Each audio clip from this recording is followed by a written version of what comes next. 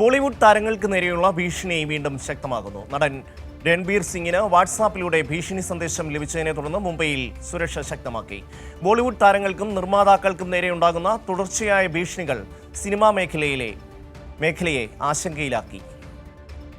മധ്യ മുംബൈയിലെ ഹൗസിംഗ് സൊസൈറ്റിയിലാണ് താരദമ്പതികളായ രൺബീർ സിംഗും ദീപിക പദുക്കോണും താമസിക്കുന്നത്. ഭീഷണി സന്ദേശം ലഭിച്ചതിന് പിന്നാലെ പോലീസ് സുരക്ഷയും സ്വകാര്യ ഗാർഡുകളും വിന്യസിച്ചു.